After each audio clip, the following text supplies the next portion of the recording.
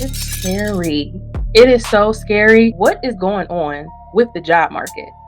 Where are the jobs going? Where is my application? Professionals, the list goes on. There is so much concern about the job market, and rightfully so. But have you done your research? Join us as we discuss the disappearance of jobs, the ever rising unemployment rate, and why candidates feel they are being ghosted after submitting their applications. The math ain't mathing, and something is off. Yeah. Be professional with Dr. Burks and Dr. Ellison. From the janitor to the C-suite, prophetic mission.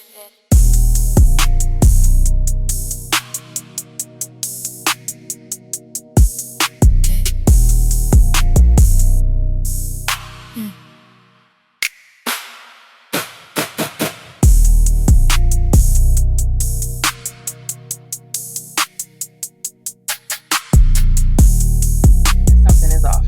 Hi, professionals. I am Dr. Burks, the Chief HR Officer of V Professional Consultancy, and this is Dr. Ellison, the co-founder of V Professional Consultancy and our Chief Operating Officer. Hi, Dr. Ellison. How are you? Hey, Dr. Burks, how are you today? I'm so excited about today's topic. So, we are women of faith. The scripture of the day is Romans 5, verses 3 through 4, and this is the English Standard Version. And it reads, "Not only that, but we rejoice in our sufferings, knowing that suffering produces endurance, and endurance produces character, and character produces hope." This is one of my favorite scriptures because this situation with the job market requires nothing but strength, hope, faith, and endurance. What do you think, Dr. Ellison? I agree with you, Dr. Burks. And I think that scripture is kind of dovetails off of the one that we used in our last video. And we definitely encourage you all to go back and watch that. Because as we are talking about today's job market and the unemployment rate, and we're talking about layoffs and all of the things surrounding what is going on in the workplace, we definitely do have to have endurance because these people will have you jogging out here like you're running on a treadmill. And what is happening now is going to build endurance because you may not hear back from these people or they may give you the runaround. And so these are the things that are ultimately going to build our character and our resilience and our resolve. So I definitely like that scripture. And, it just seems like all of these scriptures are just compiling on top of each other to ultimately give us the faith that we need to stand on in these trying times. This is why it's a living word, Mhm. because it does not matter how long ago it was written, it still reigns true to today. So, because we practice what we preach and we only bring to you what we know and not what we think, I decided to do some deep diving, and I found this article, and again, I never want to butcher anybody's name, so extend me grace, author. But the author is Elizabeth, I think it's Butchwald, and this article is actually from earlier this month, and it is written in CNN, and it is called "America's Job Market Looks Strong. So why is it so difficult to find work?" Dr. Ellison, do you think our job market looks strong? I think our job market looks very uncertain. Now, if you are looking at the news and you are looking at social media and you are depending on what people tell you, the unemployment rate, when you look at it on the surface level right now, nationally, according to the Bureau of Labor Statistics, nationally, it is at 4.3%. That doesn't sound bad, but that doesn't really tell the full story because in April of 2026 alone, there were almost 1.7 million layoffs. And that's millions of people that are re entering the job market constantly, and layoffs are happening while the hiring has slowed down. So, on the surface, it seems like the job market is strong and that people are hiring, or you would think, if you're watching the news, that they're adding these jobs. But I would say that it's very uncertain and it depends on who you are and where you are, Dr. Burks. Yes, you covered. Okay, so first of all, get out of my head because you just said a lot of what I wanted to say. But taking that into consideration, what I found interesting about this article is that Elizabeth pretty much said that with all of the factors that Dr. Ellison just mentioned, essentially, people have felt forced to pursue higher education as a method of like giving them an advantage or an edge over these different industries, but it's not working. And so essentially people are going into more and more debt to acquire a good, stable, very generously paying job. And it's like the debt is there, but they're still not getting the job. And so it makes you want to realign your focus. Now, can I give you a nice, interesting fact, Dr. Ellison? Of course. A large percentage, and I can give you numbers, but it's a lot. A large percentage of the newly available and increase in jobs, I should say, are in retail, healthcare, warehousing, and transportation. Does that surprise you? That doesn't surprise me at all, just giving, the state of our economy, the number of people that are at home, the season that we are in, it doesn't surprise me. And especially since we are post pandemic and what is happening with vaccinations and just, shifting and just how sick we are as a country, to be just quite frank with you. It just really doesn't surprise me that those are the industries. You see more people going toward those blue collar jobs than you do the white collar ones. We can talk about the difference between blue collar and white collar at a later date if you want to, professionals. Just let us know in the comments. So, in doing a deep dive, healthcare is lucrative. We'll always need healthcare, right? But the other industries, we can't confirm that the projections of growth will be sustainable in a few weeks, in a few months, in a couple of years. We don't know. But one thing, and based on what this author mentioned, the only guaranteed or sustainable field is healthcare. So there is no guarantee that warehousing will continue to be on the rise, that transportation will continue to be on the rise. And this includes carriers or even retail. The economy is so bad, it is less likely that people are going to go out and spend with leisure opposed to with a necessity. What do you think, Dr. Ellison? I mean, I'm glad you're definitely talking about that particular point right there, but you really just hit on, you like just pulled a pin on a grenade. Like you just touched on a couple of things all in one. So the first thing is that we just talked about the unemployment rate at being at 4.3%, but let's talk about the current economic pressure. Inflation is a real thing and it is impacting our real earnings right now. So the CPI, and again, this is the Bureau of Labor Statistics. You can take that with a grain of salt, but that is the report that we have. The CPI rose 4.2% year over year. What is the CPI? That is the what you pay for food, fuel, shelter, energy, medical, clothing. So the stuff that you need to live day to day, that cost has risen. And the wages that we make on our job, even if they raise the minimum wage, it is not keeping pace with the cost of goods.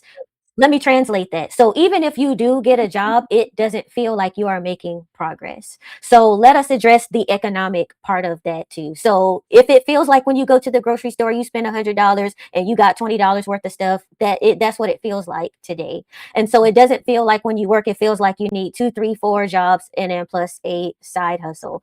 And then also as they are posting these jobs, it seems like you're not hearing anything back, and that is not your fault because I actually read a study, Dr. Burks, in Forbes, I think it was, and it is showing that 1 in 7 jobs is probably a ghost job. And so some of the jobs that you see as you are looking for jobs, they're not even real jobs. And companies are using them, you believe it or not, to test the market, to make it appear like they're growing. And some people are using these ghost jobs to build their talent pipelines because they're not actively hiring right now. And so, I won't take over the HR aspect of this, but that is just some of what is happening. So it looks like there's jobs out there and these places are using these third party things, but on top of the economy being what it is and people seeking employment, some of these jobs are not even real jobs, Dr. Burks. Who almost got up and shouted? First of all, we are in a position where I'm not sure who has looked at the gas prices here lately, but where I live, gas prices are pushing $5. We are certainly beyond those days of people asking for rides and giving $5 towards the tank and that meaning something, right? So, on one hand, you're grateful for what you have. And once upon a time, it was sustainable. Having a vehicle was sustainable. Car insurance was sustain like that was easy. And now we are being put in a position where we still have the same things, but maintaining them looks a lot different. And Dr. Ellison, we talked about all the time. We grew up with single parents. And I remember my mom used to go to Save a Lot or Aldi's and come home with bags and bags. I mean, 4 or 5 trips to the car to get the groceries. And now a big trip to the grocery store for my household is about $300-400, and my kids can eat that up. It can be gone. So it's crazy because same amount of children, same household, it's just different. But so sorry, I had to throw that in there. But no, you are absolutely right. And I'm glad, obviously, professionals, we said we would talk about the ghosting piece. But Dr. Ellison is right. It benefits employers to have an active talent pool. Why? Because when they decide that they want to open a position, they already have a list of people who have shown interest in the company. So if you've ever looked at the job postings and you scroll and it'll say, like, can we keep your information? So if there's other job postings, we can reach out to you. So they are grooming you to be open to communication and other job opportunities. And you think that they are just keeping you in the forefront of their opportunities because of credentials, where in reality, there was no job.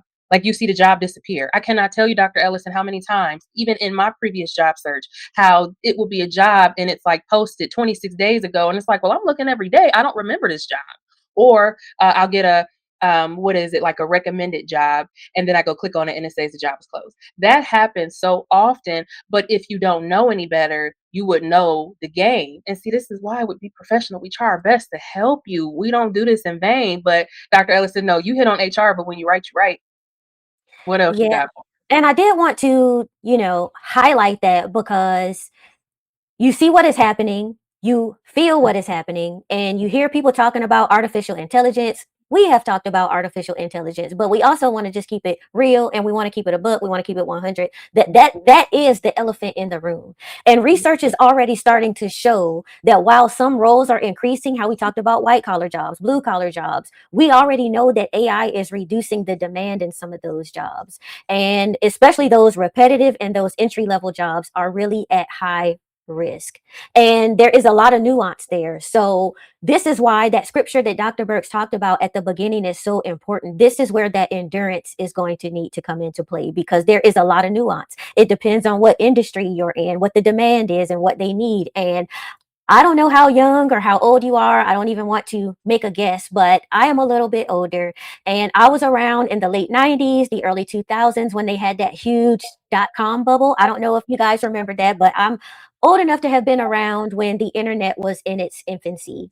And just to give you a little bit of context of what I'm about to tell you, we are in a very similar situation. So around that time, the late 90s, early 2000s, before the internet really got popping, there was a whole bunch of hype around the internet about to come out. It's going to take your jobs. It's going to do this, that, and the third. And that's very similar to what we hear right now with artificial intelligence. There was internet hype. There was a lot of overvaluation on what it was going to be able to do. A lot of companies were investing in all of these internet companies, computer companies, tech companies, before they even really had a viable product or path to profitability. So you see all these Fortune 500 companies, even some of these smaller companies, and they're like, we're laying off people because of artificial intelligence. And they're doing that in anticipation that artificial intelligence is going to make them very profitable, despite the fact that they don't really know if that's true or not. And that is very similar to what happened. I encourage you to read up on what happened. They call it the .com bubble. And that happened, around the 90s, the early 2000s. And guess what happened with that bubble? It burst, it popped. Why? Because of unsustainable valuations. They put all their stock, they put all their eggs in one basket, and that bubble popped. It crashed. Why? Because companies were not able to generate a profit, and they start going into bankruptcy, and all that stuff started to happen. Only about 14% of companies were actually profitable at its peak, and it wiped out trillions. There was a huge crash, and we are seeing that today, because guess what we see? A whole bunch of hype, but more revenue and adoption, all of those things.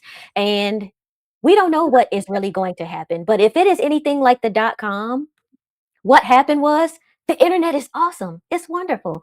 Dr. Burks and I are using it right now. The internet was everything that they said it was, but guess what it didn't do?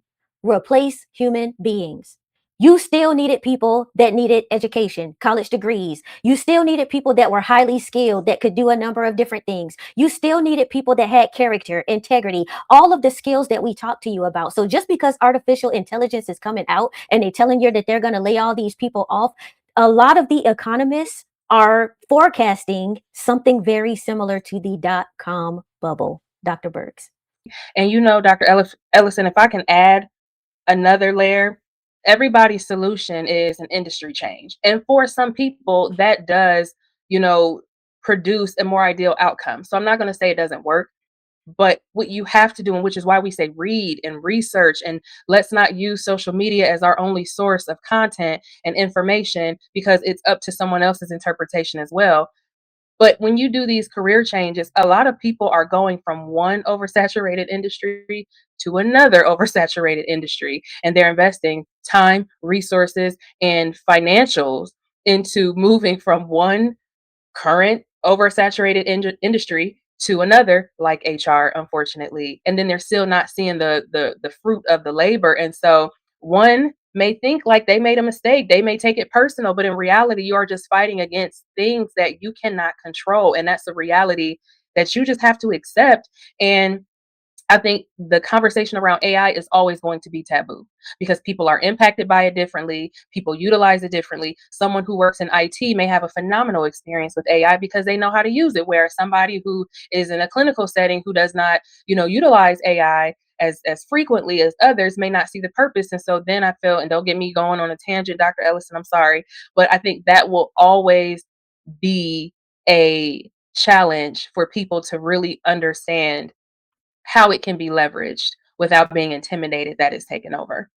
But so if I can move on to my next article, and it is written by two authors. It is by Kennedy Andara and Sarah Esteep. I might be pronouncing that wrong, so forgive me, Sarah. And it is from the Central Center for American Progress. It was written in November of 2025, and the title is "In a Stagnating Job Market, Job Seekers Are Struggling to Find Opportunities." So here we are. We initially reviewed an article that was written earlier this month, and now we have an article that was written at this point 7 months ago, and the contents of it are still the same. And so with this article, I thought it was interesting because, in short, just reviewing it, the way that I was able to summarize it is these job shortages or these challenges with the market, they automatically attribute it to the tariffs, the cut in social work and healthcare. And because of that, there's also uncertainty with employers. So basically, they're saying employers are just as afraid as employees. Employees don't have job security, and then the employers don't feel like they have employee security. What do you think about that, Dr. Ellison? I'm just thinking about something that I learned a long time ago. Someone told me a ball is going to roll downhill, or, excuse my French, they would say doo doo rolls downhill. And when you see a lot of uncertainty at the top, it trickles down. So when you see our leaders, when you see internationally that they are struggling to make decisions, all of those things impact what happens in the market. Ultimately, it's going to impact you. It impacts the gas you put in your car, the groceries you're able to be able to get, whether or not you're able to seek employment and get employment. And what am I saying to you? That while we are scrolling and surfing the internet and social media and using artificial intelligence, it is highly important that we are paying attention to what is going on globally, because that does affect you. And that is something that I really did want to emphasize as we are talking about stagnated job markets and job seekers, because after all, we are interconnected. Where do you think those shipments come from? We import a lot of things into the United States. For those of us who live in the United States and elsewhere, you may be getting stuff that is imported from elsewhere that impacts certain sectors, certain industries and jobs. And you may wonder why your job is being impacted, but you can't just focus on what is happening in your country. You have to look at things at a large scale and see how that uncertainty and how what is going on globally may be impacting you as an individual. Dr. Burks. No, we really do use a lot of goods and services from the Western side of the world. So I like the fact that you mentioned that this is a global issue because it's not, there are things that the United States provides to other countries, but we also rely and depend on a lot of goods and services and products, et cetera, from across the world. So when you think about it, like Dr. Ellison said, we have a lot of foreign based businesses here. And so I don't know, and Dr. Ellison, you tell me if you've ever heard this before. So I was always discouraged from getting a foreign made vehicle because of how expensive it is for parts and labor. And it's different when you have an American made vehicle, and that's just because it's local. So imagine all of these people who have had these foreign made vehicles who are now struggling to get basic parts. Or, oh my gosh, I've seen so many recalls, Dr. Ellison, and they are behind months. I had a very close individual who had a car, went in for service, saw that there was a recall on a very basic item, and they were added to a list of over 2,000 people just from that dealership who were waiting on the same part. And it was something as serious as their brakes. It was an issue with the brakes. So imagine being in that position where you are still making a car payment, where you still have to carry insurance for this vehicle, but you can't drive it. Dr. Ellison, what would you do if you got a vehicle, all was well, anytime you needed something, or holistically, and then all of a sudden we have tariff issues, and then now you can't operate the vehicle that you need to get to work to be able to secure and maintain this job, but then to sustain you, and you can't because of something that you can't control. Yeah. I mean, I will be doing what everybody else is doing, just trying to moving by faith and trying to figure out my thing day to day. Because I mean, when it happens to you, you are just at the mercy of the machine, unfortunately. But that's how these things work, and that's why it's very important that we are, like I believe we said in the last video, participating locally, participating in our democracy, participating and paying attention to what is happening at the large scale. And I know that that seems daunting. It seems overwhelming. We want to scroll on our cell phones and stuff like that. But we do have to be paying attention, because all of a sudden you get this pain and you're wondering where it came from. I assure you, it didn't just come out of nowhere. There are people in positions and they are making decisions, and those decisions affect us. And we did just really want to talk to you about that today, because when you look around and you're trying to find a job, it's like, well, where are all the jobs at? How come they're telling us the unemployment rate is low and that they've added all these jobs, and I'm highly qualified, overqualified, and I'm out here struggling? This is part of the reason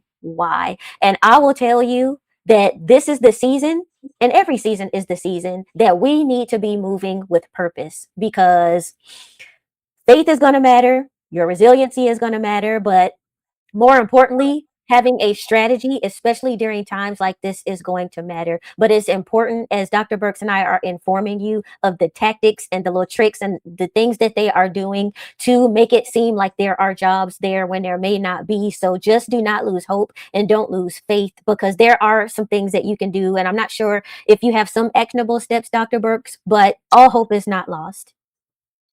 I sure do, of course. So, professionals, we never want to leave you hanging. We want to give you some action items. Dr. Ellison likes to call it a call for action, but I want to just give you some advice, because I do understand we are talking to multi generations and some individuals who have not necessarily entered the professional workforce just yet. And so I'm hoping Dr. Ellison actually covered a couple of these things. So, great minds think alike. But if I could give you one piece of advice, is to be intentional as well as strategic. Don't jump on the bandwagon just because it seems lucrative. As I mentioned before, sometimes you can go from one oversaturated industry to another oversaturated industry. Just because it worked for one person does not mean that it will work for you. So just make sure that you are educating yourself, become a subject matter expert of what it is you plan to do before you move. Because if you don't, and you allow someone who stepped into a field that just so happened to work for them, don't be mad at God because it didn't work out. Make sure that you are being led and doing what He is leading you to do. Don't follow man. Scripture tells you all the time that the heart can be deceitful, and we are all down here trying to figure it out ourselves. And so, just like with anything else, Dr. Ellison and I will always encourage you to do your homework and make the best educated decisions that you can. Dr. Ellison, am I missing something? Well, I just wanted to encourage you all to not be discouraged, because we are navigating one of the most complex job markets in modern history. We have experienced a pandemic together. We are about to navigate artificial intelligence, and what is that going to look like? What is it going to be able to do? Is it going to be a bubble? Is it going to burst? We don't know. They say history doesn't repeat itself, but it does rhyme, and we do want to prepare you. And I do have two other scriptures that I want to leave you with, in addition to the ones that Dr. Burks gave you. And the first one that I'll leave you with comes from Ecclesiastes chapter 9 and verse 11. And it says, I have observed something under the sun. The fastest runner doesn't always win the race. The strongest warrior doesn't always win the battle.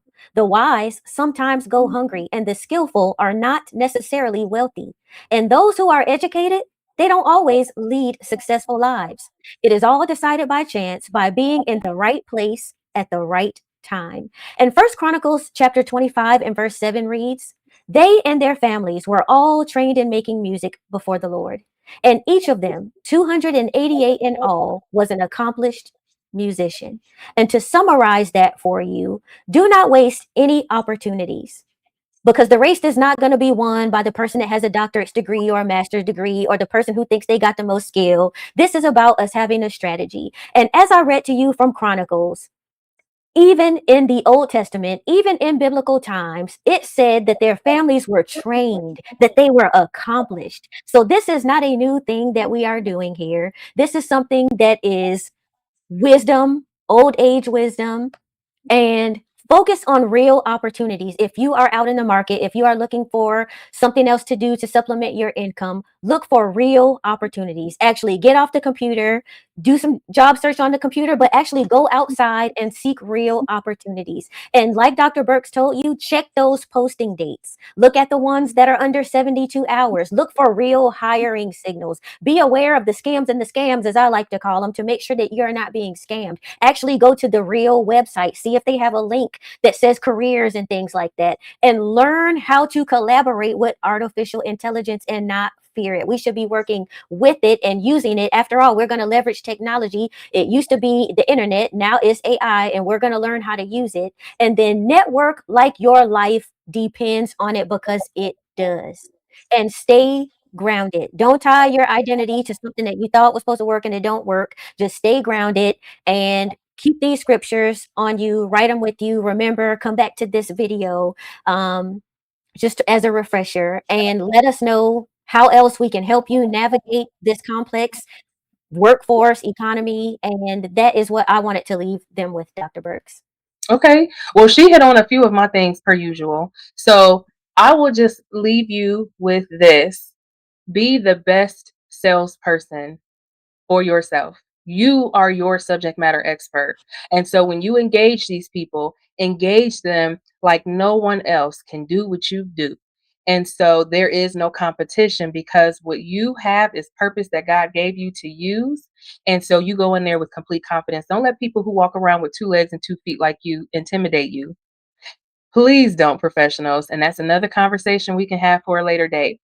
And then, Dr. Ellison, I love that you hit on going to the website. That was a big point that I wanted to make. Yes, go to the website and confirm this stuff, because there are a lot of companies, fake companies, scammers who are making job postings on behalf of real companies. And don't be naive and think that these job boards and social media sites are vetting these job postings. Money talks. And if they're paying for these job postings, they're letting them post it. So there that is. And then last, tweak your resume. That will require you to be agile. Sometimes you may have to remove a couple experiences and you may have to add some more. You may have to shorten, you may have to elongate. Have a running resume, have the basics. And then as you apply for these jobs, realign your resume to highlight those experiences that they would prefer for you to have. Don't hold out. So, of course, be led by discernment. But if you have an opportunity that is, I don't want to say prosperous, but prosperous. If you have an opportunity that you know will work out for you, move with discernment. Don't hold out on pursuing or accepting this opportunity with the anticipation that something else will come along. Be mindful, pray about it. And one of my favorite things that I will ask people is, well, what did God say? And if it's for you, you don't have to compete with anybody else, because it's yours anyway. You're just simply walking into it. Professionals, we hope you found this video helpful.